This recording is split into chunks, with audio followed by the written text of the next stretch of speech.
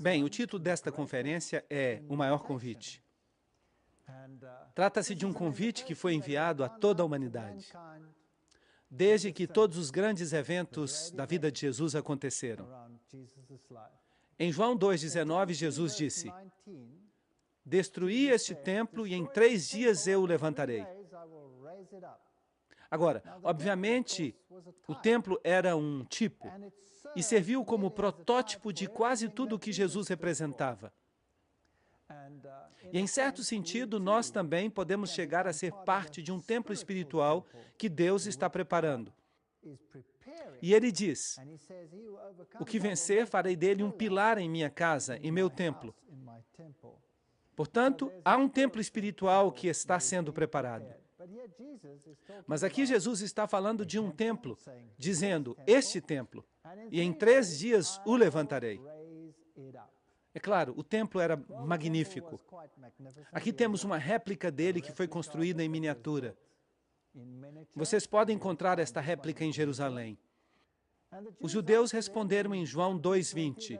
Disseram logo os judeus: "Em 46 anos foi este templo edificado, e tu o levantarás em 3 dias?" Mas o versículo 21 nos diz do que se trata. Mas ele falava do templo do seu corpo. Assim que Jesus estava prevendo que ele ia morrer e que em 3 dias ele ressuscitaria dos mortos. Os judeus utilizavam uma forma inclusiva de cômputo, de modo que se morreu antes do pôr do sol na sexta, esse foi o primeiro dia. No sábado repousou na tumba e no primeiro dia da semana ele ressuscitou. E qualquer porção de um dia se considerava um dia completo, de modo que esses foram 3 dias. E ele falou da sua ressurreição. Em Jerusalém temos este sepulcro aqui em um jardim. E algumas pessoas asseguram que foi o lugar onde Jesus descansou. E parece ser muito provável que este seja o lugar certo.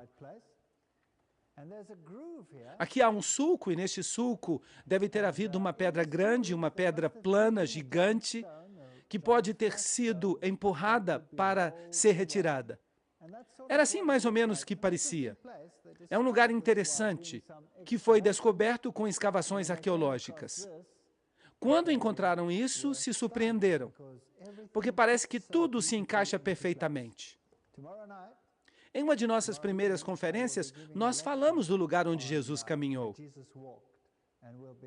E vimos alguns dados interessantes em relação a este mesmo lugar. O versículo 22 do capítulo 2 de João diz: "Portanto, quando ressuscitou dos mortos, seus discípulos se lembraram que ele havia dito isto e creram nas Escrituras e na palavra que Jesus havia falado."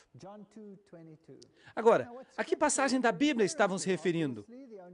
Obviamente, as únicas escrituras que existiam então eram o Antigo Testamento. E no Antigo Testamento, o livro de Isaías é o lugar onde há uma história maravilhosa sobre o Messias e sobre a forma em que sofreria e morreria, e o fato de que seria crucificado entre criminosos. Eu acho que eles pensaram em textos como esse. 1 Coríntios 15, 14, 17 e 18 fala da importância da ressurreição. E se Cristo não ressuscitou, vã é a nossa pregação. Todas as grandes religiões do mundo veneram os sepulcros de seus fundadores, mas não o cristianismo.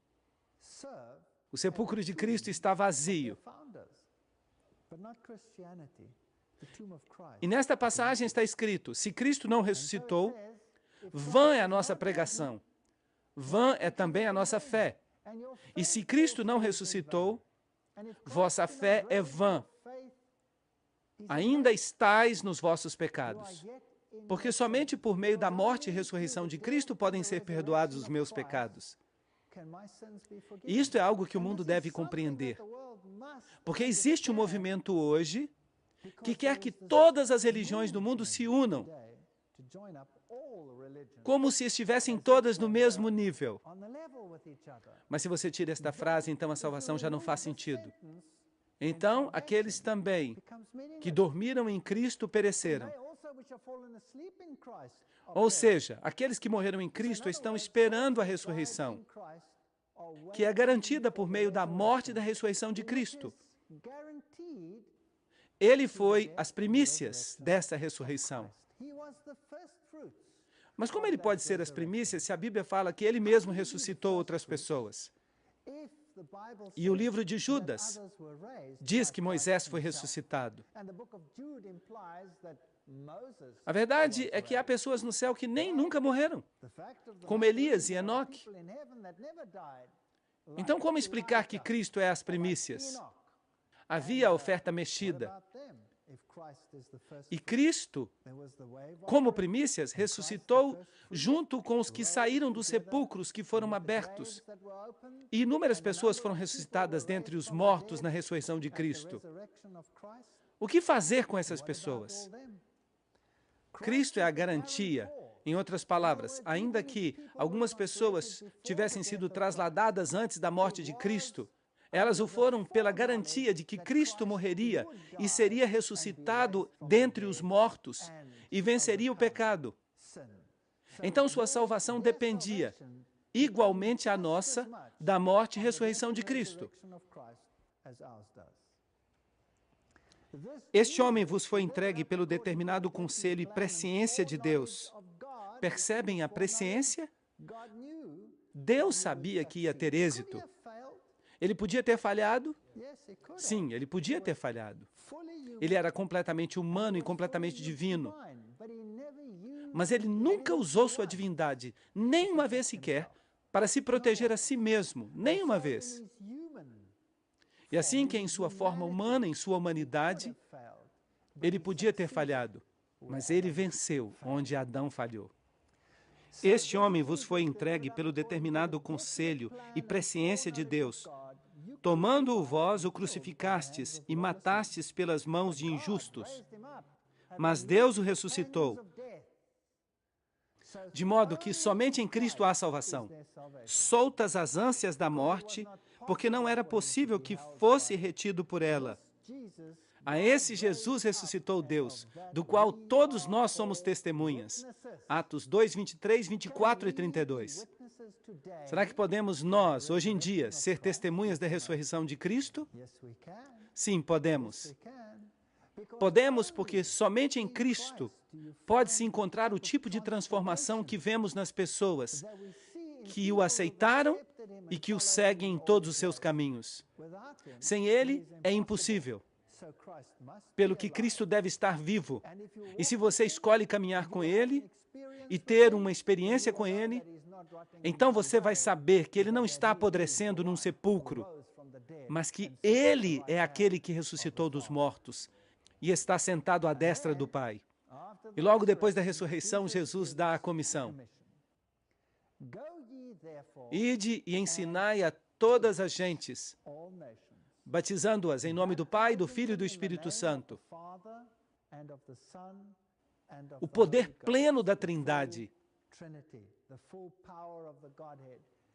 ensinando-os que guardem o que diz, todas as coisas que vos hei mandado. E eis que eu estou convosco todos os dias até o fim do mundo. Mateus 28, 19 e 20. Que tremenda comissão! E essa comissão abarca tudo. Não se pode deixar algo de fora, é preciso ensinar tudo. Portanto, uma relação que culmina no batismo está baseada na verdade, está baseada na palavra. Porque o que Cristo ensinou, seja através dos profetas ou pessoalmente, é a palavra de Deus. E não podemos tomar pedaços dela. Temos que tomá-la toda. Guardem todas as coisas que eu ordenei. Será que Cristo falou através dos profetas no passado? Claro que sim. Todas as coisas foram criadas por Ele e para Ele. E sem Ele, nada do que foi criado se fez. Assim que tudo, desde o princípio, vem de Cristo. O batismo é mencionado 80 vezes no Novo Testamento. Isso mostra a importância dele. Eu creio que não é apenas uma coisa passageira, pois é mencionado 80 vezes. João 3:23 diz, João batizava também no Enom, falando acerca de João Batista, junto a Salim, que é outro nome para Jerusalém, porque ali havia muitas águas. Então, para batizar, é preciso um pouco de água ou uma boa quantidade de água? É preciso uma boa quantidade de água. João 3:23. Portanto, o que significa ser batizado? A palavra grega é baptizo, que significa mergulhar, submergir, colocar debaixo da água. E deve haver também um significado específico, porque Deus não faz nada ao acaso. Tudo que Deus faz e diz tem sentido. Tem um significado espiritual profundo. Deus é um Deus que diz, assim é. Portanto, batizar significa mergulhar na água. E este é o Rio Jordão.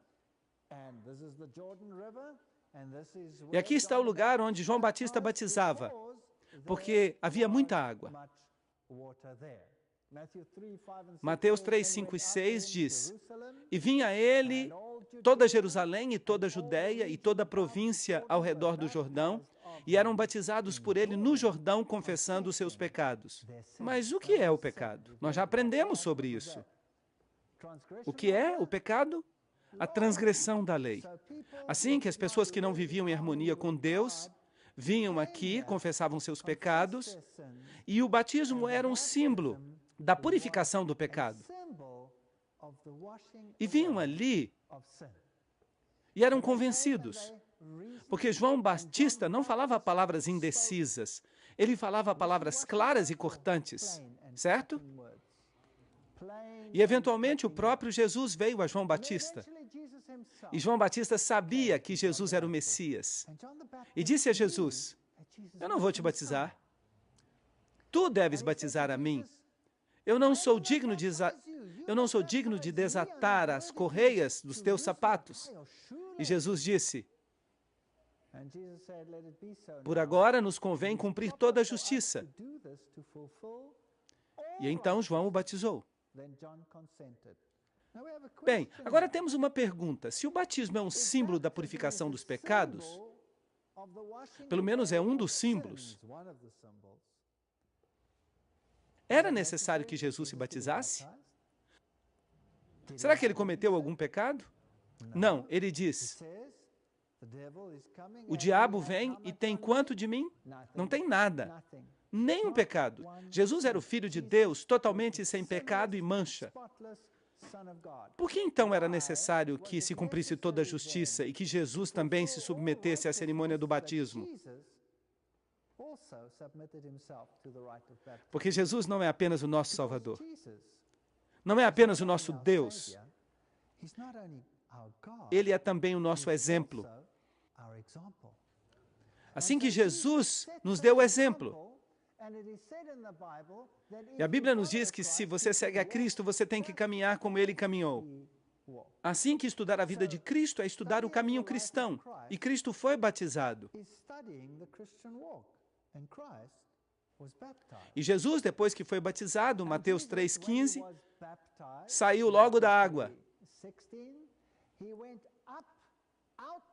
O que isso nos fala sobre o modo como Jesus foi batizado? Ele deve ter sido submerso em água. É isto que diz. Assim que Jesus estava submerso na água, e nesse momento o céu se abriu e viu o Espírito de Deus que descia como pomba e vinha sobre ele, Mateus 3,16. Assim que o Espírito de Deus desceu, não sendo uma pomba, mas como uma pomba. Agora, como é que desce uma pomba? Suavemente, suavemente. E houve uma voz dos céus que dizia, este é o meu filho amado, aquele que eu amo, como está na Nova Versão Internacional em inglês. Em quem me comprazo, Mateus 3, 16 e 17. Quando alguém é batizado, esse mesmo privilégio lhe pertence. quando está submerso, o mesmo lhe ocorre. O Espírito Santo desce como uma pomba. E Deus diz, este é meu filho amado ou filha amada, em quem eu tenho contentamento.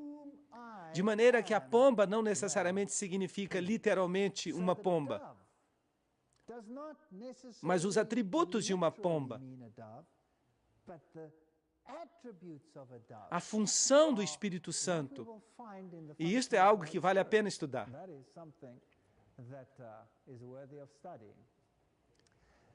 Deus ungiu a Jesus de Nazaré com o poder do Espírito Santo. Atos 10, 38. Agora, a palavra poder ali implica os meios, o mecanismo, os instrumentos, por assim dizer.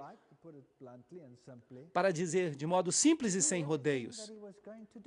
Para fazer tudo o que ele ia fazer. Porque ele, sendo completamente humano, e contudo completamente divino, não ia utilizar sua divindade para seu próprio benefício. E em todas as coisas ele foi tentado, da mesma maneira que nós.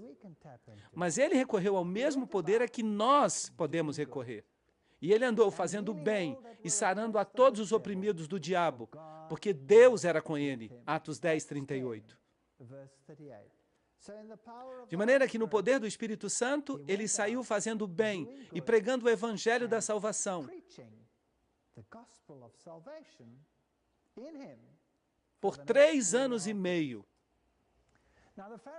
E os fariseus haviam ouvido o que Jesus tinha feito e que batizou mais discípulos do que João. De maneira que João Batista não era o único que estava batizando. Mas Jesus mesmo não batizava. Os seus discípulos batizavam. Seus discípulos batizavam as pessoas do mesmo modo que João fazia. E por isso temos outra vez a pergunta: por que que Jesus não batizava? Porque é ele que está tipificado no batismo. Ele é colocado como exemplo. Mas os seus discípulos batizavam. João 4, 1 e 2. Mas há outra coisa que é interessante sobre o batismo. Um tipo de pergunta que hoje é feita em relação ao batismo. Porque hoje em dia, acredita-se que tudo o que uma pessoa tem que fazer é simplesmente dizer: estou aqui, estou pronto. E uma pessoa, então, é batizada. E como Cristo pagou por tudo, nós podemos continuar vivendo como antes. Mas Jesus colocou as pessoas sob a graça e os chamou à obediência. Lembram-se disso? Nós já falamos sobre isso. E o caso clássico foi Maria Madalena. Eu tampouco te condeno. Ela foi posta sob a graça. Vai e não peques mais.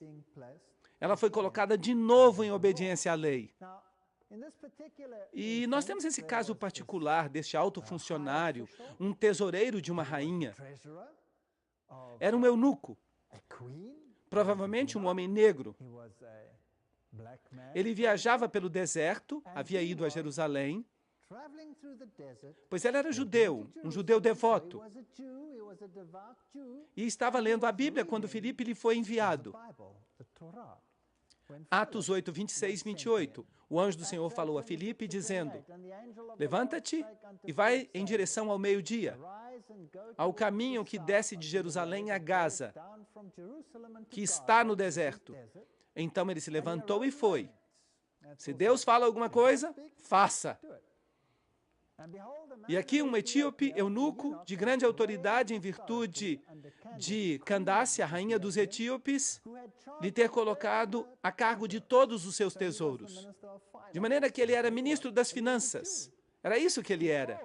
Mas ele era judeu, porque ele havia vindo a Jerusalém para adorar. Era a Páscoa. E havia vindo adorar nesse dia particular. Ele estava, portanto, familiarizado com os direitos e as leis e com os juízos do sistema judaico, certo? Sim, ele era um judeu devoto que havia vindo a adorar. De maneira que conhecia tudo sobre o Antigo Testamento. Vocês acham que ele conhecia os 10 mandamentos? Claro. Conhecia os 10 mandamentos. E havia vindo adorar. E estava sentado no carro e lendo o profeta Isaías. Atos 8, 26 a 28. E assim que Filipe chega até ele, é convidado a subir no carro, se senta com ele e fala com ele e diz: o que você está lendo? E ele responde: estou lendo o profeta Isaías. E ele pergunta: você entende o que você está lendo? E ele lia uma passagem das Escrituras que falava sobre o cordeiro que foi levado diante dos seus tosqueadores e que não abria sua boca e foi levado ao matadouro. E Filipe perguntou: você sabe do que se trata? E curiosamente o eunuco disse: como posso saber se não há ninguém que me explique? É fascinante, Deus opera assim. Ele trabalha através das pessoas. E Ele informa as pessoas da verdade por intermédio do seu povo. E aqui estava um judeu devoto que estava estudando o livro de Isaías e estava buscando encontrar uma resposta. E Filipe chegou ali para lhe dar essa resposta. Filipe o escutou lendo o profeta Isaías e perguntou: entendes o que lês? E ele respondeu: e como poderei entender se não há ninguém que me explique? E pediu a Filipe que subisse no carro e que se sentasse com ele. E a passagem que ele lia era: como ovelha para a morte foi levado, e como cordeiro mudo diante daquele que o tosquia, assim não abriu a boca. E Filipe deu a explicação. O que é que estava faltando a este judeu? Ele tinha a lei, tinha a Torá, sabia o que era ser obediente e seguir os preceitos de Deus, mas o que ele não sabia? Não sabia quem era o Messias. E assim, Jesus foi apresentado a ele por Filipe.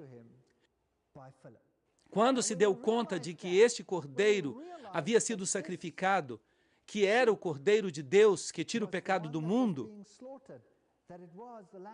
foi aí que disse a Filipe.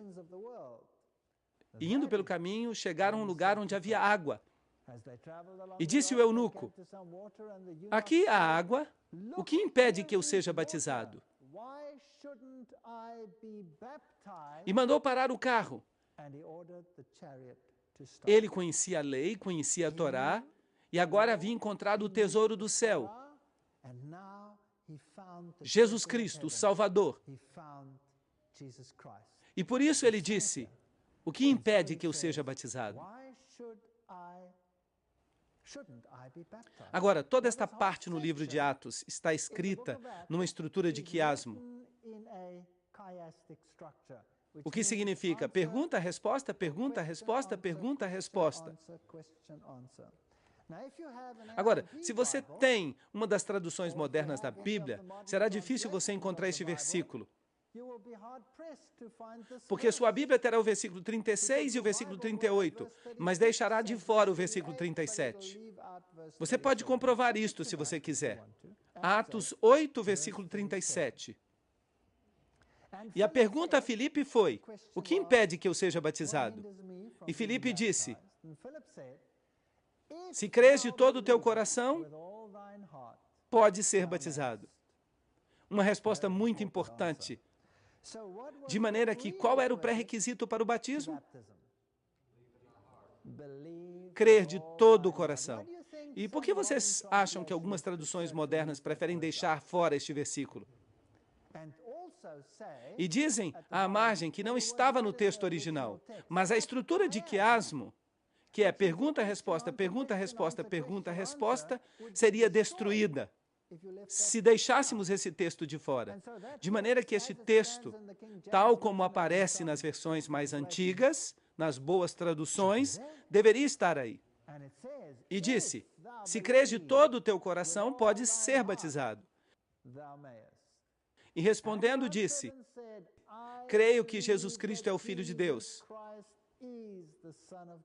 Agora, vocês se lembram que ele era judeu.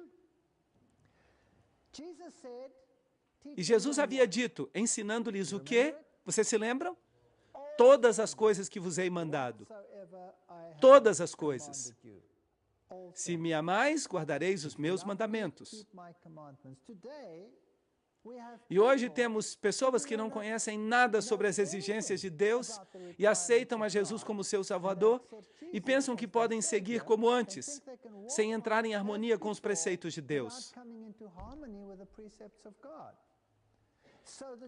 Assim que os judeus tinham a lei e não tinham o Messias. Hoje queremos o Messias e não queremos a lei. Isso é bastante confuso. Em realidade, aqueles que guardam os mandamentos de Deus e têm a fé de Jesus, é isso que a Bíblia diz. Este é o grupo que representa todo o Evangelho. Por que Jesus morreu por nós? Porque nós estávamos em transgressão. Mas será que isso significa que continuamos em transgressão? Claro que não. Assim que é muito importante, se credes de todo o coração, pode ser batizado. E respondendo, disse, creio que Jesus Cristo é o Filho de Deus. Era isso que faltava. Ele não conhecia o Messias. E quando ele aceitou o Messias como seu salvador pessoal, então foi batizado. E desceram ambos à água, Filipe e o eunuco, e o batizou. Atos 8, 36, 38. Assim que em todos os exemplos que temos, vemos que a Bíblia fala de um batismo, e que é um batismo de imersão. Agora, se nós formos até a igreja primitiva, veremos que na igreja primitiva também se batizava por imersão. Aqui está uma cruz bizantina e uma antiga igreja bizantina. E é claro, está em ruínas. E se você caminha através dessas ruínas, há um antigo tanque batismal, na qual se batizavam estas pessoas. Você percebe? É preciso entrar por estas escadas, e ali era o lugar onde batizavam. Assim que a igreja primitiva, depois de Cristo, batizava por imersão. Esta aqui também é uma igreja bizantina, que foi construída ali onde viviam os essênios. E estas igrejas primitivas todas tinham tanques batismais com escadas que levavam para baixo. E aqui é um deserto, onde não há muita água, mas tinham um tanque batismal pequeno, mas o batismo era por imersão, o que era certamente possível numa fonte como esta. Se você visita as igrejas antigas, elas também nos revelam um método que se utilizava nos tempos anteriores. Esta é uma igreja do primeiro século, em Filipos. Aí está o tanque batismal no qual as pessoas eram batizadas. E se você me pergunta, de onde se originou o batismo por aspersão ou por infusão, que coloca água sobre a fronte de uma criança? Bem, então você vai ter que ir a Roma para descobrir. É aí onde o costume se origina. Mas se você vai às igrejas mais antigas de Roma, também ali você encontra grandes pias batismais. E aqui, na Capadócia, na Turquia, a cidade oculta de alguns cristãos na Idade Média, ali também o batismo era por imersão. E havia estes tanques batismais profundos, aos quais se tinha acesso por escadas. O batismo era por imersão. Alguns dos relevos e algumas das pinturas que temos desse período inicial, se vamos à Rússia, por exemplo, aqui temos o batismo do russo Vladimir o Grande, uma pintura na igreja primitiva bizantina. Hoje ali está uma igreja ortodoxa, e é um vestígio disso. Também vemos o seu batismo por imersão. E aqui temos um relevo antigo, no qual Cristo está sendo batizado. É um afresco da África. E ali está ele em pé na água, e tem água até a sua cintura. Então, onde é que está o batismo infantil? Se a Bíblia fala de batismo por imersão. E se a Bíblia diz, se crês de todo o coração, pode ser batizado. Será que uma criança pode crer de todo o coração? Será que uma criança pode tomar uma decisão? Quem toma a decisão pela criança? Os pais tomam a decisão pela criança. A criança não pode tomar uma decisão ainda, não tem capacidade de compreender, e por isso o fazem os pais. No Novo Testamento, Paulo diz que se há um casamento e só uma das pessoas no casamento está em Cristo, então o marido é santificado pela fé da esposa. Ou a esposa é santificada pela fé do esposo. E além disso, o que diz? Ou vossos filhos seriam imundos. 1 Coríntios 7,14. É um texto fascinante. Em outras palavras, quando vemos os bebês e as crianças pequenas, a responsabilidade da sua criação e de seu crescimento e de sua capacidade final para tomar uma decisão por si mesmos, esta responsabilidade recai sobre os pais. E por isso, o que Jesus fez com as criancinhas? As abençoou. E disse, deixai vir a mim os pequeninos, e não os impeçais. E as abençoou. E repreendeu a seus discípulos quando tentaram impedir que as crianças viessem a ele. Mas o batismo infantil não é bíblico. Vem de um rito antigo. Vem de Babilônia. Porque as crianças eram assim dedicadas neste sistema na antiguidade. Inclusive, tomavam algumas crianças e as submergiam. Mas a maioria era feita por infusão ou aspersão. No 6º século depois de Cristo, temos a introdução do batismo infantil. O Deus Jano, aquele de cabeça dupla, o que olha para frente e para trás, e que é equivalente à águia das duas cabeças, é dele que vem, porque supostamente ele nasceu 2 vezes. A água benta era usada para os batismos, e ela era criada tomando uma tocha do altar e submergindo-a na água, que depois se convertia em água benta. E hoje é a mesma coisa. Tomam uma vela, em alguns ritos, do altar e a submergem na água, e simboliza o Deus Sol submergindo nas águas da matriz para renascer como Horus, o Salvador. É, portanto, daqui que vem este ritual. É daqui que vem a água benta. E por isso, a seguinte maldição foi pronunciada sobre os desertores da Igreja Católica: que o Filho que sofreu por nós o amaldiçoe, que o Espírito Santo que sofreu por nós no batismo o amaldiçoe. Seja maldito aquele que diz que são os adultos que devem ser batizados. Este é o livro História do Romanismo, página 510. Assim que Roma introduziu o batismo infantil para entrar em harmonia com os antigos ritos pagãos. E você pode ver que é daí que ele se origina, porque no rito pagão o Espírito Santo e Horus são a mesma entidade. Juno é a pomba, o símbolo do aspecto feminino da divindade, de modo que se considera o culto luciferiano. Então, Lúcifer é ao mesmo tempo homem e mulher. Juno e a pomba, que também é considerado como Espírito Santo. Nós lemos isso nos livros de Alice Bailey.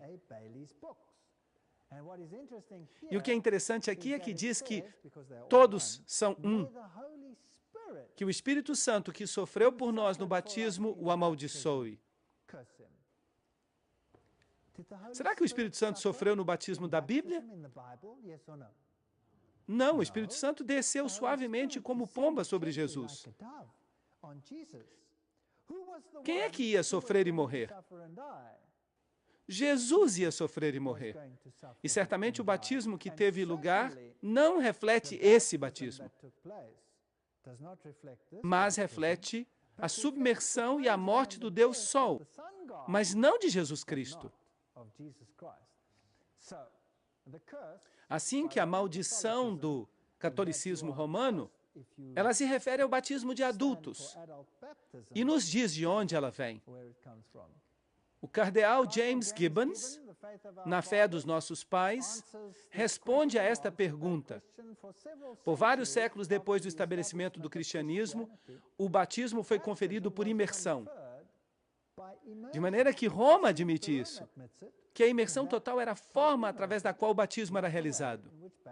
Mas desde o século XII, a prática do batismo por infusão, isto é, derramar água sobre a fronte, passou a prevalecer na Igreja Católica, já que desta maneira o batismo era realizado com menos inconvenientes do que o batismo por imersão. Será que isso faz sentido? Isso não faz nenhum sentido. João 3,3 diz: em verdade te digo, o que não nascer de novo não pode ver o reino de Deus. Assim que nascer de novo representa morte e ressurreição. O batismo representa morte e ressurreição. Ressurreição que experimentamos em Cristo. Não foi até o Concílio de Ravenna, em 1311, depois de Cristo, que o derramamento de água foi oficialmente aceito como tendo a mesma validade da imersão no rito do batismo. Assim que os ritos pagãos foram introduzidos suavemente, e hoje em dia estão aí, enraigados, e as pessoas os seguem. Do contrário, você fica debaixo da maldição. Assim que, como todas as doutrinas estranhas que temos no mundo cristão de hoje, temos que ir a Roma para encontrá-las. Este sistema no qual a Igreja e o Estado trabalham lado a lado para obter uma forma unitária de religião, que será a adoração final do anjo com a tocha, o anjo caído, Lúcifer. Roma é muito impressionante, espetacular. Esta é a estátua de Moisés que foi esculpida por Michelangelo. E tem um pequeno talho no joelho. Nos dizem que Michelangelo olhou para a estátua e disse que era perfeita. E a atingiu no joelho com o cinzel e disse: anda. Mas é claro que ela não se levantou. Só recebeu um pequeno corte no joelho. Esta é a história que contam, eu não sei se é verdade. E o grande Pontifex Maximus, o Pontífice Máximo, é o grande construtor de pontes para tomar o lugar de Jesus Cristo. Ele que é a ponte entre o céu e a terra. Certamente o Papa não é o Pontífice Máximo, Jesus Cristo o é. Assim que, como todos esses sistemas, nós descobrimos que Roma é que está por trás de tudo. É ela que recebe os elogios e a adoração hoje. Afirma-se que o batismo infantil traz a criança à família de Deus. E afirmam que este é o novo pacto que cobre todas as famílias. O batismo é uma consequência da aceitação de Jesus Cristo como seu Salvador pessoal, de haver aprendido todos os preceitos de Cristo, de havê-los aceito, de estarmos conscientes de que somos pecadores vivendo em transgressão à lei de Deus e que nossa única esperança é que a mancha seja lavada no sangue do Cordeiro e que assim caminhemos em harmonia com Cristo, em seu poder, por meio dele. O batismo é isso, e as crianças simplesmente não podem compreender isso. E aqui está uma pia infantil que encontramos no Vaticano. Não há espaço para imersão ali. A Bíblia diz em Efésios 4:5, um só Senhor, uma só fé, um só batismo. Mas quantos batismos há aí fora no mundo? Muitos ritos diferentes de batismo. Alguns batizam por imersão, por exemplo. Os batistas batizam assim. Outros praticam o batismo infantil. Outros praticam o batismo infantil por infusão. Outros não praticam batismo com água. Afirmam que praticam apenas um batismo espiritual. Uns praticam batismo por imersão, submergindo uma vez. Outros praticam o batismo por imersão, submergindo 3 vezes, em nome do Pai, do Filho e do Espírito Santo. E alguns praticam o batismo por imersão 7 vezes. Qual deles está certo? A Bíblia diz: há um Senhor, uma fé e um batismo. Certamente seria fácil resolver o problema. Basta ir à fonte de referência, não é mesmo? E qual é a fonte de referência? A Bíblia. Então, por que as pessoas não tomam a norma da Bíblia? Não seguem os ensinamentos da Bíblia? Assim, teríamos um só batismo, não é mesmo? Quantas vezes a Bíblia diz que Jesus foi submerso na água? Uma vez. Em algum lugar está escrito que o eunuco foi submerso várias vezes? Não. Assim que seria possível ter somente um rito. E, de fato, qualquer doutrina da Bíblia tinha que ser discernida seguindo o mesmo método.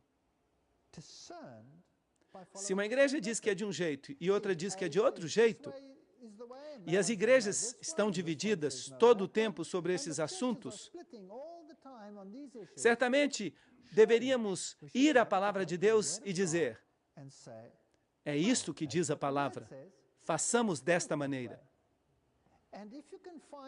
E se pode encontrar uma igreja que diz: isto é o que a palavra diz, façamos assim, em cada um desses aspectos, bem, então teríamos um Senhor, uma fé e um batismo. Mas, infelizmente, não vivemos num mundo assim. Então, vamos dar uma olhada no simbolismo do batismo para que possamos ver o que ele realmente significa. Em 1 Pedro 3:21, a água simboliza o batismo, não tirando as imundícies da carne com a aspiração de uma boa consciência para com Deus, mas nos salva pela ressurreição de Jesus Cristo. Assim que quando alguém é batizado, o que está comemorando?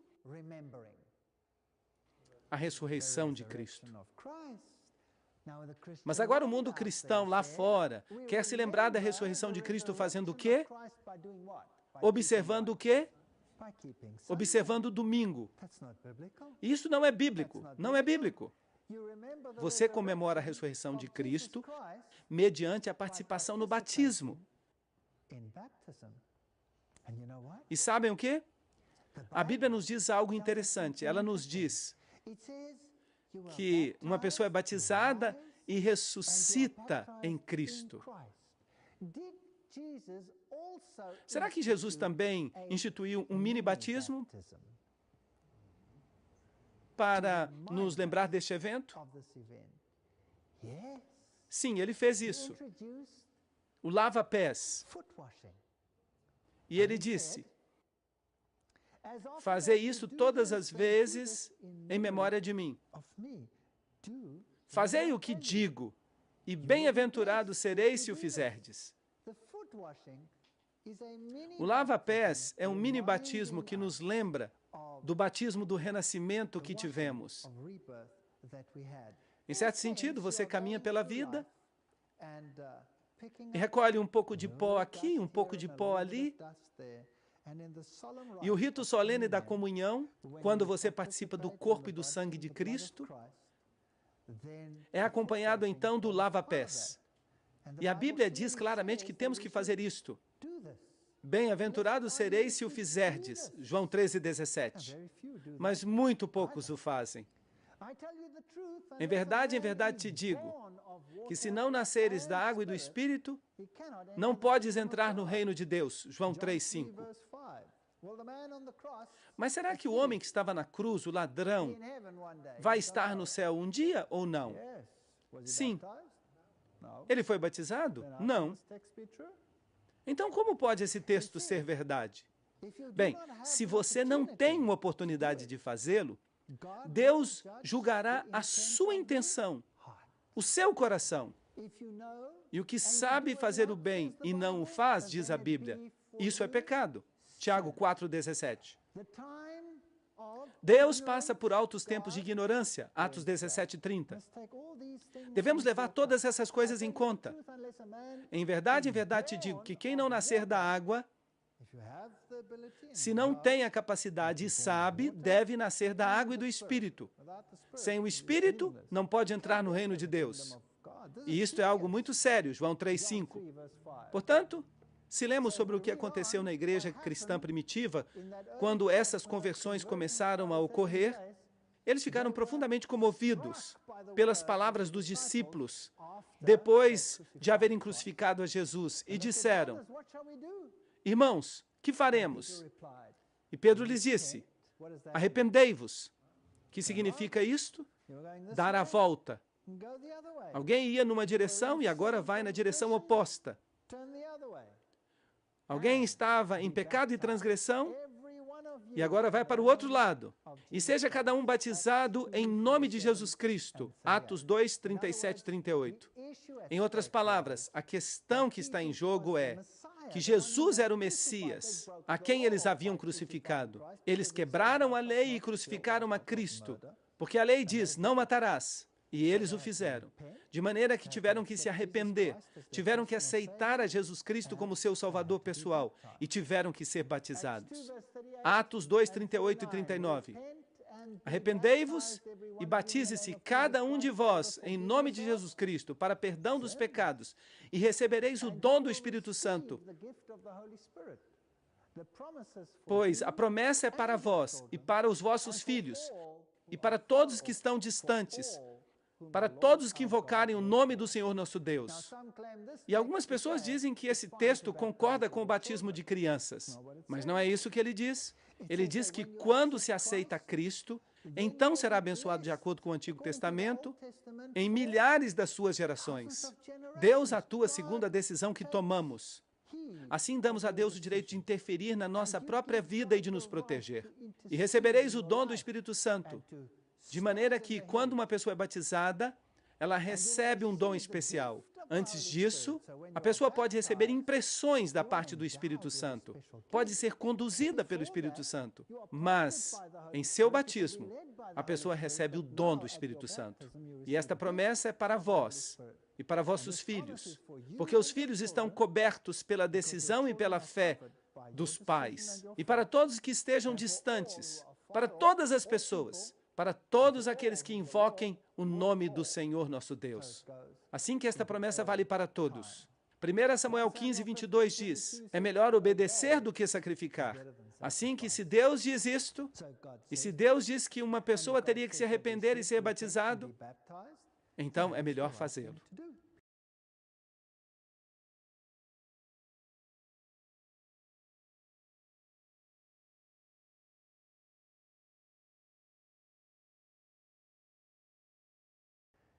Efésios 4, 11 a 13 diz: e ele mesmo deu alguns certamente para apóstolos, e outros para profetas, e outros para evangelistas, e outros para pastores, e outros para mestres, para o aperfeiçoamento dos santos, para a obra do ministério, para a edificação do corpo de Cristo, até que todos cheguemos à unidade da fé e do conhecimento do Filho de Deus, até o homem perfeito, até a medida da estatura da plenitude de Cristo.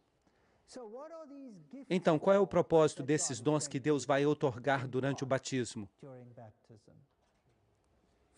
Eles são para o ministério, para o aperfeiçoamento dos santos, para a edificação do corpo de Cristo. Todos recebem uma parte. Até a pessoa mais humilde recebe uma parte. Inclusive aqueles que praticamente não têm nenhuma grande habilidade podem ser tão abençoados por Deus a ponto de se converterem em homens poderosos e gigantes dentro da igreja. Alguns têm a capacidade de orar, outros têm dons diferentes. Alguns têm o dom da hospitalidade. Quem é mais importante? Aquele que recebe alguém em sua casa, que consola as pessoas, ou o que prega o Evangelho? Quem é mais importante? Um não é mais importante do que o outro. Será que alguém pode dizer para o outro: eu não preciso de você? Barnabé era conhecido pelo seu espírito suave e por fazer com que as pessoas se sentissem à vontade. E isso é tão importante como qualquer outro dom, como ser evangelista, ou pastor, ou mestre. Seja qual for o dom, Deus dá a cada um para a edificação do corpo de Cristo, até que todos cheguemos à unidade da fé. Mas isto, mais uma vez, nos diz que o que nós vemos aí fora no mundo não pode estar certo. Não deveríamos ter 1.000 ou 2.000 religiões ou mais. Há uma só fé, um só Deus, um só batismo. Até que todos cheguemos a esta harmonia.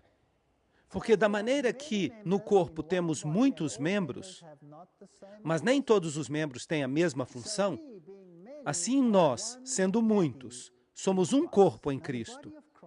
E o corpo de Cristo é a igreja. E será que os membros do corpo poderão fazer parte integrante de diferentes corpos que ensinam coisas diferentes? O que vocês acham? Se há uma verdade, um batismo, uma fé, podemos ter diferentes religiões e diferentes ensinos sobre assuntos que absolutamente não são bíblicos? Quando os comparamos com a Bíblia, sim ou não? Não. Sem dúvida, temos que entrar em harmonia quando se trata dos assuntos da fé. Assim, nós, sendo muitos, somos um corpo em Cristo e somos todos membros uns dos outros. Assim se fala da unidade no Espírito, de maneira que, tendo dons diferentes, segundo a graça que nos é dada, de maneira que Deus, durante o batismo, quando alguém se converte em parte do corpo de Cristo, essa pessoa é dotada do Espírito e Deus lhe outorga poder para fazer o que Deus escolheu que ele fizesse dentro do corpo. E nós somos testemunhas suas destas coisas, e também o Espírito Santo. Agora, escutem atentamente, Atos 5:32, o qual Deus deu a quem? Aos que lhe obedecem. Será então que todos recebem o dom do Espírito Santo? Não. Você precisa ser obediente aos preceitos de Cristo. Do contrário, este texto não se aplica. É preciso que seja obediente aos preceitos de Cristo.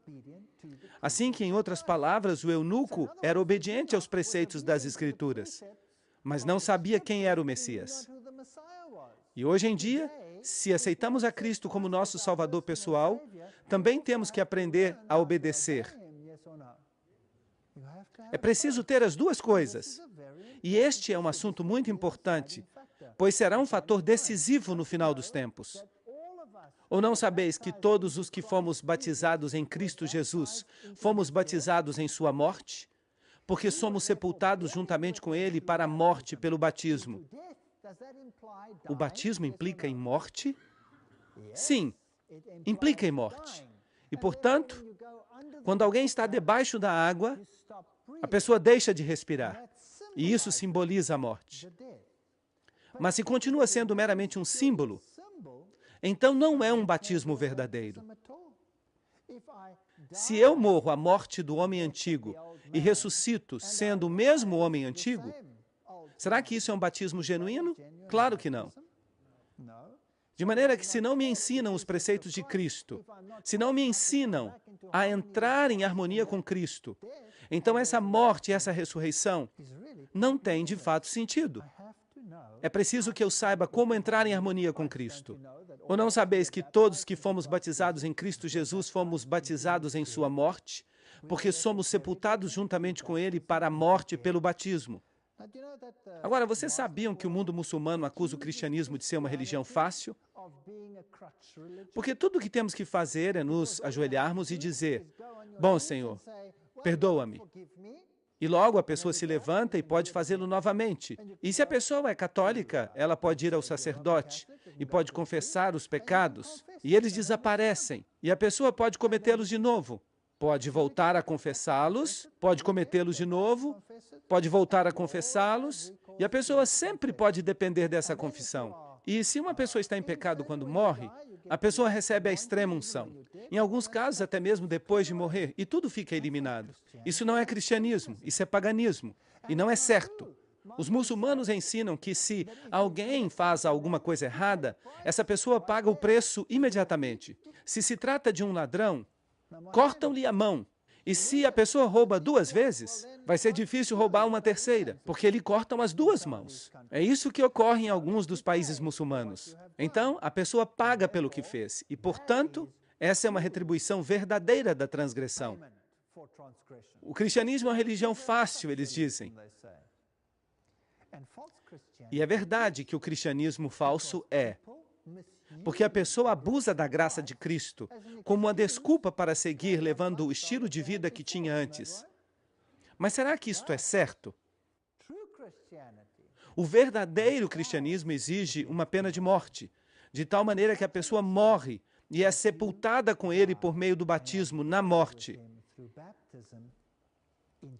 a fim de que ressuscitou dos mortos pela glória do Pai, assim também nós andemos, o que diz aqui? Em novidade de vida. Romanos 6, 3-4. Não se pode continuar vivendo a vida velha. Tenho que ser transformado. Quando recebo o conhecimento do Filho de Deus, que morreu por mim, e me ensinam todas as coisas que Ele ordenou, e eu aceito que eu estou em transgressão da lei de Deus,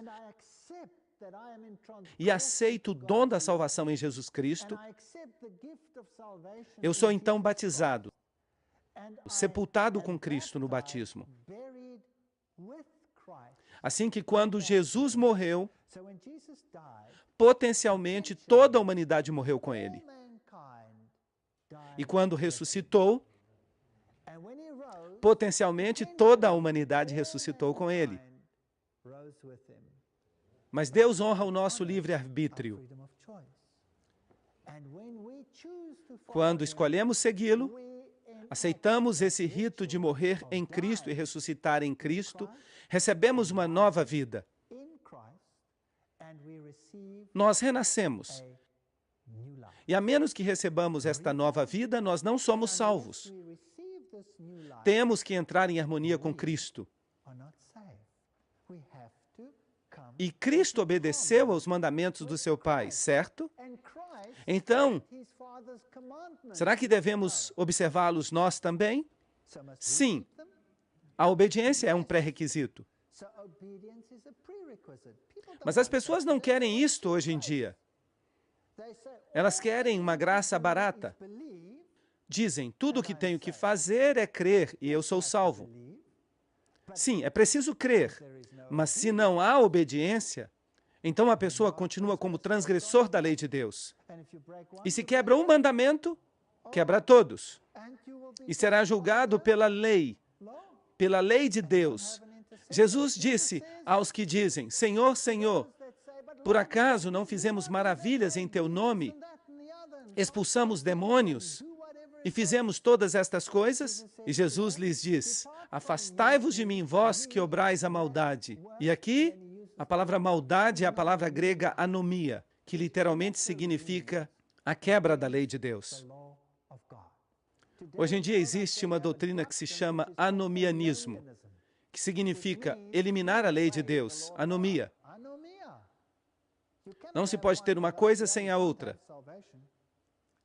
Não se pode ter a salvação de Cristo e, ao mesmo tempo, deixar de voltar a estar em harmonia com Ele.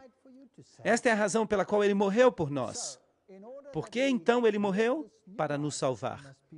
Assim que, para que possamos viver esta vida nova, temos que renascer. E eu vou falar algo para vocês. Se alguém realmente se converte ao cristianismo, esta pessoa segue a Cristo em todos os seus caminhos. Ela é batizada e ressuscita em Cristo. E nele, por intermédio dele, vive a vida de Cristo. Ninguém vai reconhecer essa pessoa. Seus velhos amigos dirão, quem é esse? Nós não o conhecemos. Já não mais quero ficar com ele. Vou me afastar. Eu prometo isto para vocês. Eu perdi a todos os meus velhos amigos quando me batizei. Quando comecei a caminhar com o Senhor. Quando voltei a estar em harmonia com os preceitos de Cristo, todos os meus amigos se foram. Eu não mais queria beber com eles. Agora eu era um estraga-prazeres, em certo sentido, porque eu não queria fazer as coisas que eu fazia antes. E a minha própria família se afastou de mim. Assim que este é o tipo de vida nova que devemos levar. Mas graças a Deus, que nós arranjamos muitos amigos novos. Nós passamos a ter uma nova família. Assim que morremos para nossa antiga forma de vida pecaminosa E isso é muito importante, do contrário, não é uma coisa verdadeira. A sepultura de nossos pecados fica nessa tumba de água por meio do batismo. E a ressurreição para uma vida nova em Cristo. Uma vida que está em harmonia com os preceitos de Cristo.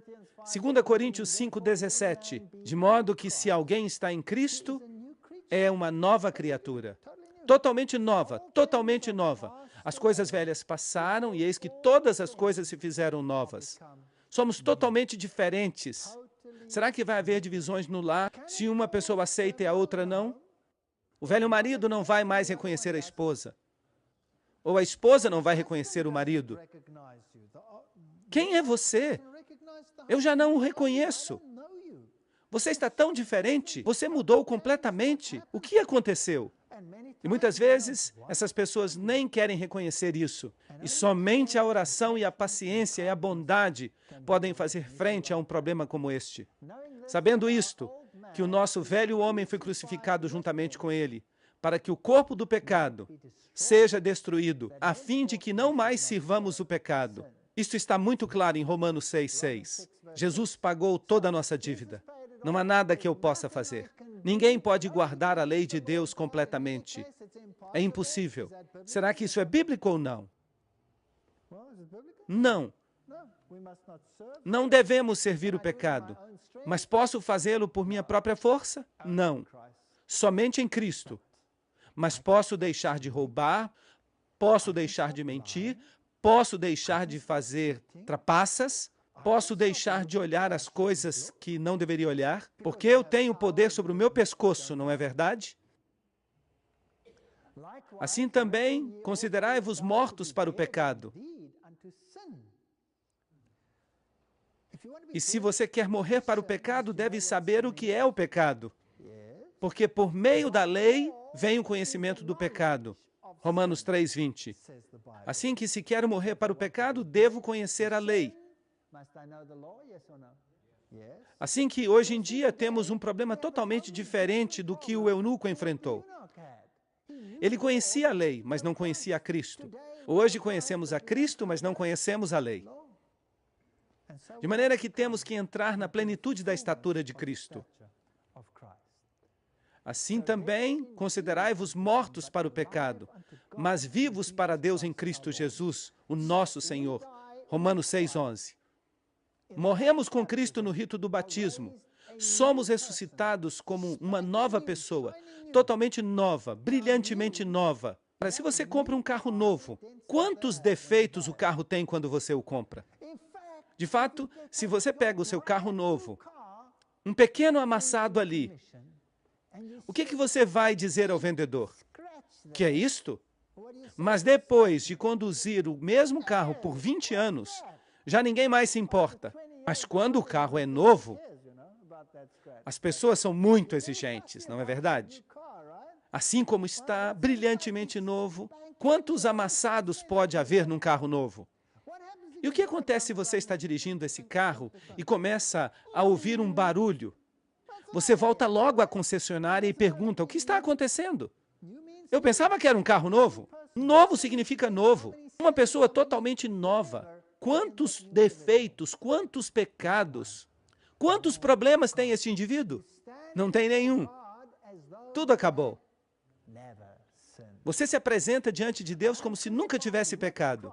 Com Cristo, estou crucificado. Estive morto, mas agora vivo. E já não vivo eu, mas Cristo vive em mim. Assim que se me vanglorio e digo, eu tenho o poder de fazer isto agora. Isso tampouco é bíblico. Em Cristo que eu agora vivo na carne, vivo na fé do Filho de Deus, o qual me amou e se entregou a si mesmo por mim. Gálatas 2:20. Isso é fantástico, é fantástico. Será então que eu viro uma marionete de Cristo? Cristo não me controla como uma marionete e diz, você é uma marionete, tem que fazer isto e aquilo. Não, eu tenho uma liberdade de escolha. Eu escolho seguir a Cristo. E cada dia o diabo me pergunta, por que você está fazendo isso? Você está louco? Veja o que eu tenho para oferecer a você. Mas ele tem um monte de lixo, ele não tem nada. E assim que eu escolho, dia após dia, a seguir a Cristo. O batismo comemora a morte, o sepultamento e a ressurreição de Cristo. É isso que ele faz. Em segundo lugar, simboliza a morte, o sepultamento do velho homem de pecado. E em terceiro lugar, representa a ressurreição para uma vida nova em Cristo Jesus. E em quarto lugar, indica a purificação do pecado. Atos 22:16. É isso que o rito do batismo representa. É um simbolismo. Quando a gente sobe das águas, o que aconteceu com Jesus? A pomba desceu. Assim que quando a gente sobe das águas, somos uma nova pessoa em Cristo. Então recebemos o dom do Espírito, do jeito que Deus quer. Vocês sabem que muitas pessoas ficam sentadas na igreja perguntando-se: qual é o meu dom? Eu não tenho nenhum dom. Nada aconteceu comigo que eu me lembre. Eu pergunto, se não estão dispostos a caminhar com Cristo, será que vão ter uma experiência com Ele? Muitas pessoas usam os seus dons o ano inteiro e nem se dão conta disso. O que crer e for batizado será salvo. Marcos 16:16. Esse texto é usado tão incorretamente hoje em dia. Crer significa tudo. Só é preciso crer. Mas é preciso crer de todo o coração. Atos 8:37. Varões, que faremos? Pedro lhes respondeu: arrependei-vos. Isto significa entrar em harmonia com os preceitos de Cristo. E batizem-se, lavem-se, renasçam. E batize-se cada um de vós no nome de Jesus Cristo. Porque nele vivemos e nos movemos e somos. Assim que os que receberam a palavra foram batizados. Mas será então que algumas pessoas não receberam a palavra? Claro, muitos não a receberam. E se acrescentaram naquele dia 3.000 pessoas. Atos 2:41. De modo que foram acrescentadas ao corpo de Cristo 3.000 pessoas. Esse foi um batismo em massa no Jordão. Hoje em dia acontece um batismo em massa no Jordão. Muita gente vai ao Jordão para ser batizada. Milhares e milhares para serem batizados. E eu me pergunto, será que eles entendem a plenitude do rito do batismo? É agradável ser batizado por imersão, porque essa é a maneira bíblica. E, de fato, a Igreja Adventista do Sétimo Dia aceita o batismo por imersão. Até mesmo se foi feito em outras igrejas, desde que tenha sido feito na maneira bíblica. Nesse caso, uma pessoa pode se tornar membro simplesmente por profissão de fé. Aqui está uma jovem sendo batizada em um lago, mas a Igreja Católica diz que era menos inconveniente fazê-lo dessa maneira. Bem, Cristo fez isso. E eu fiquei surpreso com esta pessoa. Eu tirei esta foto na Alemanha, onde esta jovem foi batizada. Vocês podem ver o gelo ali flutuando ao redor? Incrível, incrível.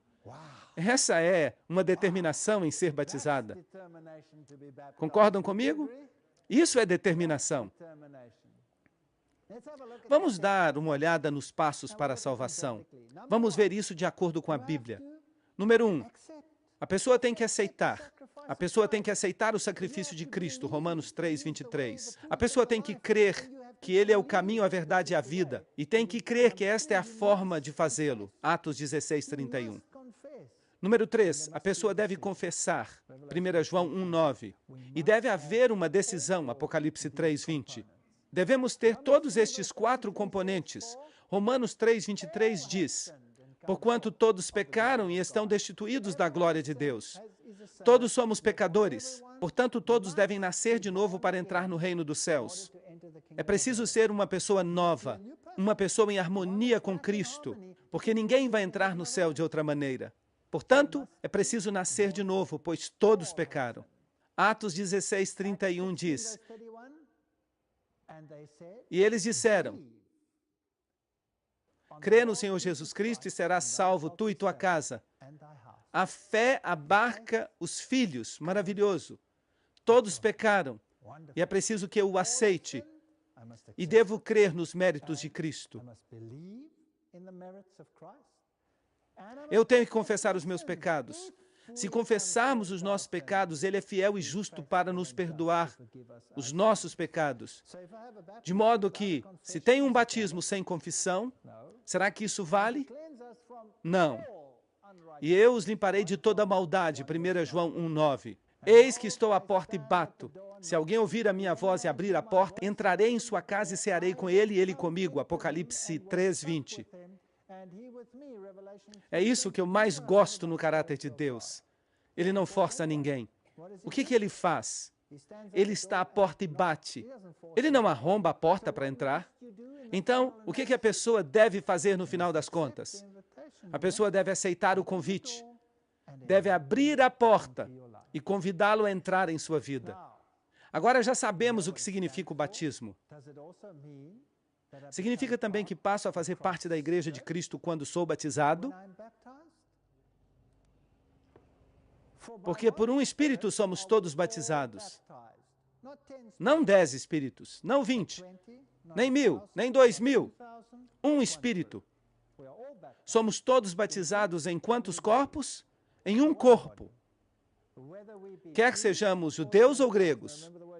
Agora, lembrem-se que a palavra judeu se utilizava para os primeiros cristãos também, e que ainda se consideravam judeus.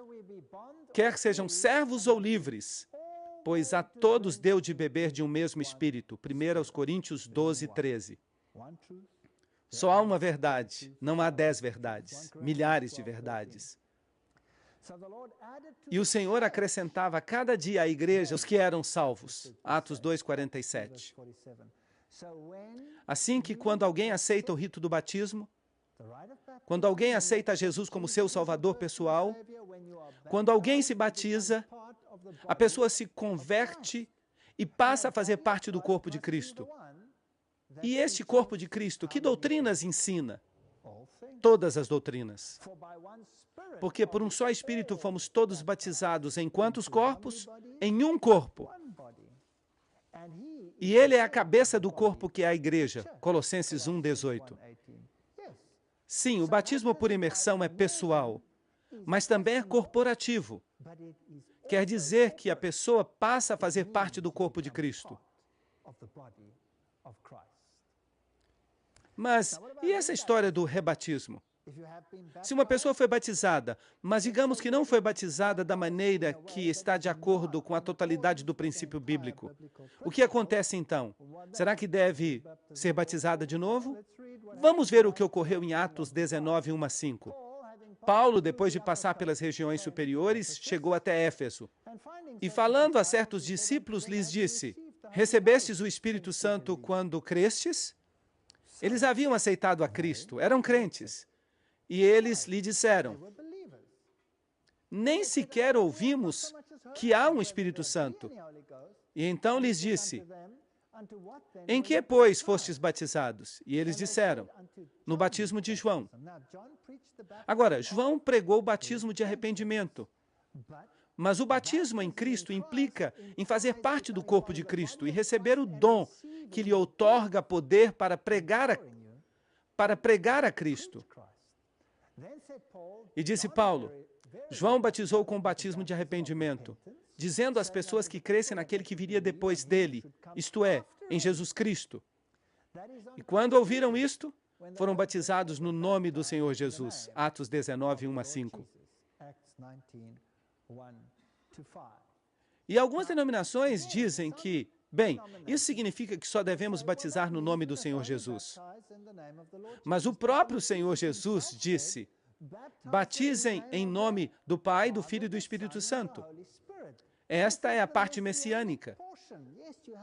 É preciso primeiro se dar conta de quem é o Messias. Mas quando a pessoa é batizada, ela é batizada na plenitude da divindade. Uma pessoa não é batizada proporcionalmente ou apenas em parte. Sem Cristo não há salvação. Mas Cristo e o Pai são o quê? São um. Não se pode batizar em um sem ser batizado no outro, é impossível. Assim que o batismo por imersão, e às vezes o rebatismo, é necessário. Mas se a pessoa acredita que recebeu um batismo bíblico, então Como já falei, a Igreja Adventista do Sétimo Dia reconhece esse batismo. E a pessoa pode fazer parte do corpo que guarda os mandamentos de Deus e tem o testemunho de Jesus por profissão de fé. Mas se uma pessoa crê que é melhor ser batizada na plenitude da verdade, então o rebatismo também é bíblico. Deus trabalha através da sua igreja, e isto é muito importante. Atos 9:6. Aqui está um dos maiores discípulos de Cristo. Tremendo e temendo, disse: Senhor, que queres que eu faça? Aqui está Paulo. Paulo, no caminho para Damasco, tem uma visão. Ele vê Jesus Cristo e se dá conta de que está em transgressão, de que está perseguindo o Cristo, enquanto ele está perseguindo aos seus seguidores. E se arrepende disso e diz: Senhor, o que queres que eu faça? E o Senhor lhe responde: Sabe, Paulo, eu te chamei para que sejas um apóstolo aos gentios e quero que tu vás a todas as partes do mundo e pregues o evangelho de Jesus Cristo. Não foi isso que aconteceu. Isso não aconteceu nem mesmo ao poderoso Paulo. Eu vou lhes contar o que ocorreu de fato. O Senhor lhe disse: Levanta-te e entra na cidade, e ali te dirão o que deves fazer. Isso não é fascinante? Deus não trabalha fora do seu corpo. Ele guia as pessoas. Ele conduz as pessoas. Mas, em última análise, ele sempre as leva para o corpo. Foi então Ananias e entrou na casa. Esse era o discípulo que Deus havia escolhido, dentre os irmãos, para dizer a Paulo o que ele tinha que fazer. E, impondo-lhe as mãos, disse: Irmão Saulo, o Senhor Jesus, que te apareceu no caminho por onde vinhas, me enviou para que recebas a vista e sejas cheio do Espírito Santo. Atos 9:17. Esse é um texto muito importante. Deus não chama as pessoas de fora para ir dizer ao corpo o que este deve fazer. Ele envia essas pessoas ao corpo para que o corpo lhes diga o que devem fazer. Isso faz sentido? Assim que estes são princípios bíblicos muito importantes, pelos quais podemos comprovar a solidez da nossa fé. Aqui está a paciência dos santos, os que guardam os mandamentos de Deus, e a fé de Jesus. Apocalipse 14:12.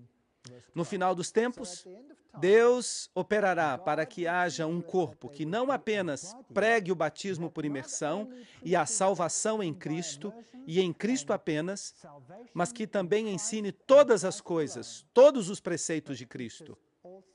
E da mesma maneira como Cristo deu um exemplo em todas as coisas, eles também têm que dar o exemplo de todas as coisas. Se Cristo disse: Eu te dei o exemplo no lava-pés, então esta denominação deve praticar o lava-pés. Se Cristo disse: Batismo por imersão, então esta denominação deve batizar por imersão. Se Cristo disse: Se me amais, guardareis os meus mandamentos, então esta denominação deve guardar os mandamentos. Certo ou errado? Todas estas coisas devem estar em harmonia com a palavra. E se não estão, então temos um problema. E a mensagem dos 3 anjos? Há apenas uma denominação no mundo que prega a mensagem dos 3 anjos. Não há outra. Vocês podem procurar o mundo inteiro, de norte a sul, de leste a oeste. Só há uma denominação cristã que ensina a mensagem dos 3 anjos. Também tenho outras ovelhas que não são deste redil, a quem devo também trazer, e ouvirão a minha voz, e haverá um rebanho e um pastor. João 10:16. Deus vai levar o mundo todo a uma decisão. Muito em breve, todo este mundo terá que tomar uma decisão. Em nenhum momento durante estas conferências eu lhes disse que se você não é membro da Igreja Adventista do Sétimo Dia, você estará perdido. De fato, o que eu disse foi que o povo de Deus está em todas as igrejas. Mas Deus vai pedir contas de todos nós. Ele vai dizer: escolha a marca da besta ou a marca de Deus. Um dos dois. Sejam selados com o selo do mundo ou sejam selados com o selo de Deus. E nós fizemos um grande estudo sobre o que isso significa. O selo de Deus, o sábado, é um símbolo de obediência ao doador da lei em todos os aspectos. E as ovelhas terão que escutar, seja de um modo ou de outro. Mas não te peço somente por estes, mas também pelos que hão de crer em mim pela palavra deles. Assim que a pregação da palavra faz parte do evangelho da salvação, para que todos sejam um, como tu, ó Pai, em mim e eu em ti, que também eles sejam um em nós, para que o mundo creia que tu me enviaste. João 17, 20 e 21. E ele disse, eu não te peço pelo mundo, eu oro por aqueles que estão dispostos a obedecer. E eu sei que nós passamos por muitas coisas juntos. Eu sei como eram as coisas nos dias de antigamente. Assim também será em nossos dias. Mas eu não estou desanimado. Sabe, nós temos visto os números declinarem e declinarem e declinarem. Mas isto é normal. Quando nós pregamos a plenitude da obediência em Cristo e a aceitação de Jesus Cristo como Salvador pessoal, esta não é uma mensagem popular, como seria se pregássemos alguma coisa menos problemática. De maneira que, se você pensa que este é um ensino duro, e se pergunta, será que realmente eu tenho que mudar a minha vida? Será que de verdade eu tenho que morrer? Será que o velho homem de pecados tem mesmo que ser enterrado? Será que não posso ficar com um pouquinho dele? Será que não posso ficar com um pouco de transgressão? Será que eu tenho mesmo que entrar em harmonia com todos os preceitos do Decálogo? Será que não posso continuar observando o domingo, por exemplo? Será que isso não é possível? Este é um ensino duro e exige muita entrega. Sim, exige muita entrega. João 6,60. Ao ouvir essas coisas, muitos de seus discípulos disseram, dura é esta palavra, quem a pode ouvir? E João 6,66. E naquele momento, muitos dos seus discípulos voltaram atrás. E já não caminhavam com ele. Nós vimos a mesma coisa acontecer aqui, durante estas conferências, a mesma coisa. João 6,67. Jesus disse aos 12, quereis por acaso ir também com eles? E o que responderam? Simão Pedro respondeu, Senhor, a quem iremos? Apenas tu tens as palavras da vida eterna. Sim, só há uma verdade. E essa verdade é o caminho, a verdade e a vida. E conduz a Cristo. E Cristo nos leva à obediência. Então não há outro caminho. Portanto, estamos diante de uma decisão. Vou fazer isto ou aquilo? Se quero ter vida e sei o que é correto, mas não faço isso, então o que isso significa para mim? Diz a Bíblia que é pecado. E por isso eu tenho que tomar uma decisão. Alguns vão dizer, há muitas coisas que eu não compreendo ainda. Há muitas coisas que eu não entendo. Não posso tomar uma decisão ainda. Não entendo muitas coisas. Mas por quanto tempo poderão adiar isso desta maneira? Talvez para sempre? Eu também não entendo todas as coisas, certamente que não. Eu acho que eu vou continuar aprendendo para o resto da minha vida, até mesmo durante a vida eterna. Vejamos o que a Bíblia diz sobre esta questão. Salmo 97, 11. A luz está brilhando para o justo e a alegria para os retos de coração. Eu acredito que todos que estamos sentados aqui hoje, nós estivemos juntos em toda esta série de conferências. Nós fizemos muitas coisas juntos, mas vocês continuam sentados aqui. De modo que eu sei que vocês receberam esta luz. Eu sei que não foi fácil, mas vocês ouviram. Salmo 112, 4. Resplandeceu nas trevas a luz para os retos. E você começa a entender como tudo se encaixa. Há tantas perguntas. Por que isto? Por que aquilo? Por que não é de outra maneira? Como podemos todos pertencer à mesma coisa? Como é que se pode salvar? Todas estas perguntas, se você é realmente reto de coração, Deus vai lhe dar a resposta. Salmo 119, 130. A exposição de tuas palavras ilumina. De maneira que se não está baseada na palavra, se não é bíblica, então essa luz não é necessariamente de Deus. Provérbios 4, 18. Mas a senda do justo é como a luz da aurora, que vai brilhando mais e mais até ser dia perfeito. De maneira que vai brilhando mais e mais, à medida que continuemos a avançar. Ninguém pode chegar a um ponto em que diga, eu já sei de tudo. O que você sabe é que você descobriu uma coisa. Eu posso pegar um conto, eu posso pegar um livro de ciências. Eu sou professor de fisiologia. E há um livro de fisiologia que eu sempre usei. Eu uso há tanto tempo que eu nem mais preciso me dar ao trabalho de abri-lo. Você pode vir às minhas aulas e eu consigo recitá-lo de memória. Mas ele fica na sala. Eu não necessito abri-lo. Pois o livro não muda, é exatamente o mesmo. Ontem, hoje e amanhã. É claro que a gente precisa se manter atualizado, mas eu não me preocupo com este livro. Mas a Bíblia eu já estudo faz 16 anos. E ainda hoje eu fico grandemente impressionado pelo que eu leio no versículo que eu já pensava conhecer. Todo dia. Na vida cristã, a gente continua aprendendo para sempre.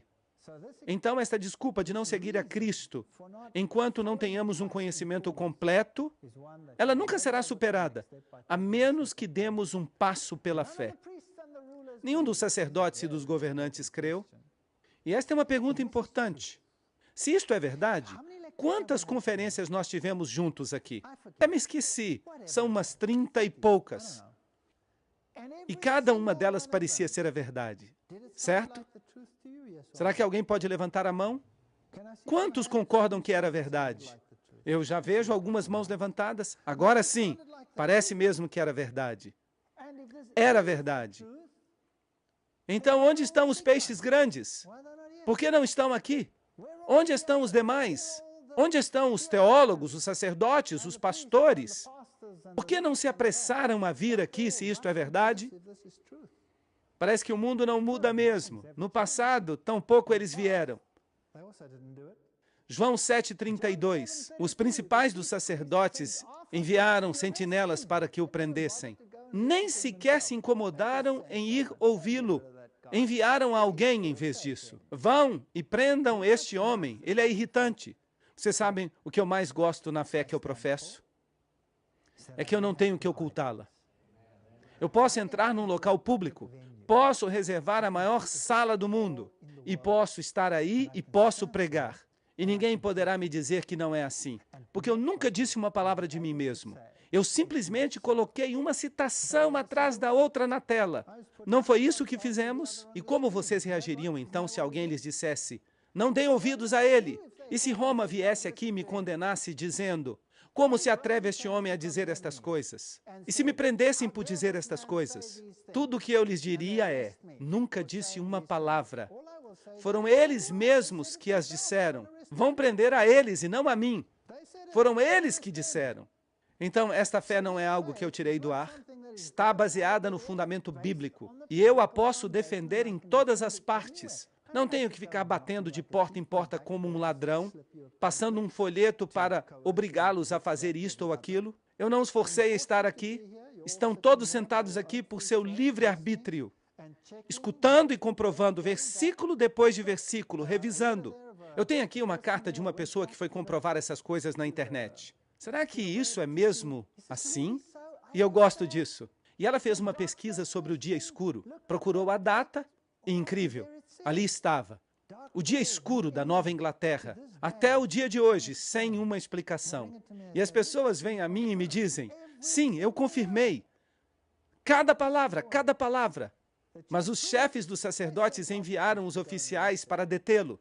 E no versículo 46 eles voltaram e disseram aos sacerdotes, lamentamos muito, onde está ele?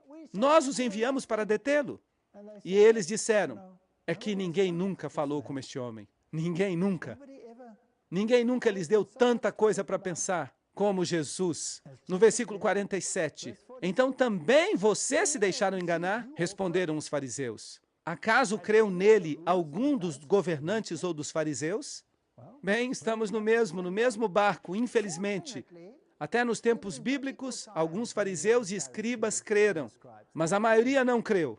Mas vários creram. Nicodemos creu, apesar de ter vindo no meio da noite, temendo que pudesse ser visto, mas creu e se converteu em uma força depois disso. E eu lhes digo que são milhares e milhares que estão aceitando esta verdade. Milhares, milhões, no mundo todo aceitando esta verdade e sendo acrescentados a cada dia. Milhares, milhões. Na América do Sul, todos os dias, 2 ou 3 mil se acrescentam. Todo dia.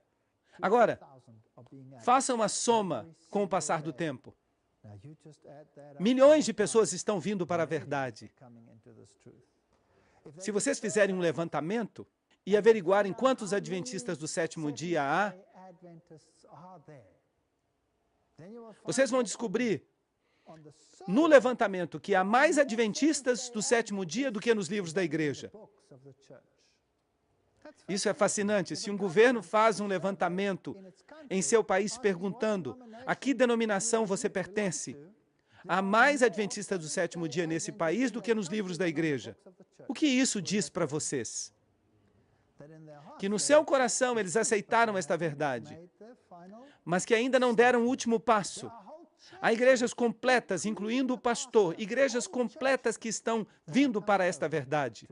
Por quê? Porque há verdades nela que não se podem negar. Mas outros dirão, assim que também vocês se deixaram enganar, João 7,47. Nenhum deles creu. Infelizmente, não se deram o trabalho de estudar. Alguns vão dizer que o preço é demasiado alto. Não quero pagar este preço. São coisas demais que eu tenho que renunciar. E o que é que você tem que renunciar? Meu Pai, se é possível, passe de mim este cálice, mas não seja como eu quero, mas como tu queres. Mateus 23:39. Isso é profundo, que Deus tenha escolhido algo tão simples como a obediência, um dia, para fazer uma diferença entre o bem e o mal. É absolutamente incrível. E alguém pode dizer, eu vou esperar até que o Espírito me comova. Você sabe, eu sei que está certo, mas eu não quero dar o passo ainda. Esta não é outra frase que as pessoas usam? Bem, Provérbios 16:25 diz, há caminho que parece direito ao homem, mas ao final são caminhos de morte. Você sabe que algo é correto, faça-o. Eu não sou um desses evangelistas que fica aqui na frente colocando pressão, porque durante todo este tempo eu falei à mente de vocês e ao coração de vocês. E agora eu gostaria que seu coração e sua mente trabalhassem juntos. Esta é sua decisão, não minha. Eu não tenho que forçá-los. Vocês precisam decidir se isto é certo ou errado. Mas talvez, de fato, você ainda tenha dúvidas. Isso acontece. E você esteja dizendo, eu desejo aprender mais acerca disto, porque eu creio que é correto. Ou, em vez disso, você pode dizer, eu não quero aprender mais nada sobre isso. A decisão é sua, de ninguém mais. Talvez você diga que uma decisão vai causar divisão. Eu sei que se eu aceitar isso, minha esposa ou meu esposo vai se assustar. Eu poderia perder o meu noivo, a minha noiva, o meu trabalho, a minha família. Todo mundo vai ficar louco. A minha família ficou louca. O meu primo me disse isto francamente. Ele me disse, eu nunca mais vou pôr o pé em tua casa. Éramos os melhores amigos. Sempre estávamos juntos. Comíamos juntos, bebíamos juntos. Ríamos juntos. Chorávamos juntos. E ele não voltou mais à minha casa em 16 anos. É algo duro. Na minha família, há alguns que sabem que isto é a verdade, mas não querem dar o passo. É incrível, assombroso. E famílias inteiras que simplesmente aceitam isso. E eu não consigo entender, eu fico doido. Sou tão zeloso. Famílias inteiras, pai, mãe, tio, namorado, namorada. Eu dei estudos bíblicos em minha casa a um grupo de pessoas. Há uma jovem que estava namorando com o meu filho. Foi o meu filho que a trouxe para o estudo bíblico. E quando ela começou a escutar o estudo bíblico, a próxima coisa que fez foi trazer sua irmã. Eram metodistas. Ela trouxe a irmã e depois elas trouxeram o pai e depois trouxeram a mãe, e depois trouxeram os outros namorados, e mais gente. Várias pessoas, sem problemas, incrível. Às vezes funciona assim, mas é preciso reconhecer que também pode haver divisão. Mateus 10, 34 a 37. Não penseis que vim trazer paz à terra. Não vim trazer paz, mas espada. A palavra vai ser a espada, vai ser a única arma que teremos. Porque vim para trazer dissensão entre o homem e seu pai, entre a filha e sua mãe, entre a nora e sua sogra. E os inimigos do homem serão os de sua casa. O que amar pai e mãe mais do que a mim, não é digno de mim. O que amar filho ou filha mais do que a mim, não é digno de mim. Sabem de uma coisa? A Bíblia já tratou de todos esses assuntos. Não há escapatória disso, a não ser dizer que o que não toma sua cruz e segue depois de mim, não é digno de mim. Mateus 10, 38. Isto implica numa cruz. Isto significa que é uma carga. A pessoa tem que levantá-la e tem que seguir a Cristo. Isto não significa que somos indivíduos desgraçados e miseráveis. Mas sim, há uma cruz, há uma carga. E sabem qual é a maior carga? A maior carga já não é a própria pessoa. A maior carga é quantos de vocês sentiram a mesma coisa. Como vou convencer a meu pai, minha mãe, meu esposo, minha esposa, meu namorado, minha namorada? Quantos de vocês sentiram isto? Posso ver algumas mãos? Posso ver algumas mãos. Esta é a carga. A carga é a mesma carga que Cristo tinha, uma carga pelas almas. A minha esposa se sentou e chorou quando escutou estas mensagens pela primeira vez. Ela não chorou por si mesma, ela chorou por seus pais. Pelo seu pai, ela amava o seu pai. Ele era um homem tão amável e agora está morto. Tão bom, tão generoso. Era tão divertido estar perto dele. Ele pertencia à nova era. Era um alto maçom, um ocultista, e adorava o diabo. Incrível, isto dá medo. Não sei o que aconteceu com ele no final. Cuidamos dele até que ele morresse. Melhor dizendo, a minha esposa cuidou. E até o final de sua vida, nunca mais disse uma palavra negativa. E o que se passou com ele em sua mente está entre ele e Deus. Eu desejo, eu espero, eu creio que eu vou vê-lo na ressurreição. Mas temos uma cruz e é preciso levantá-la. Agora sim, diz o Senhor, o teu Criador, ó Jacó, o teu Formador, ó Israel, não temas, porque eu te redimi. Eu te pus o nome, tu és meu. Isaías 43, 1. Você acha que Deus vai deixá-lo sozinho com essa cruz? Para levá-la sozinho? Não. Ali está escrito, eu te criei, eu te coloquei um nome. Não há nada a temer. É Ele que diz, não temas. Esta foi a nossa temática. Estes foram os temas sobre os quais discutimos. E há muito mais. Nós nem sequer começamos ainda. Nós tivemos algum seminário sobre Daniel? Não. Nós demos um toque ou outro sobre Daniel. Será que nós tivemos um seminário do Apocalipse? Não. Nós demos um toque ou outro sobre o Apocalipse. E por que eu estou falando desses livros? Porque eles se referem particularmente ao nosso tempo, ao final dos tempos. Nós nem sequer falamos de Isaías, que é um resumo da Bíblia em uma palavra profética. O meu livro favorito, Isaías, é incrível. Há tantas admoestações neste livro. Nós nem sequer lemos os salmos juntos para determinar o que dizem.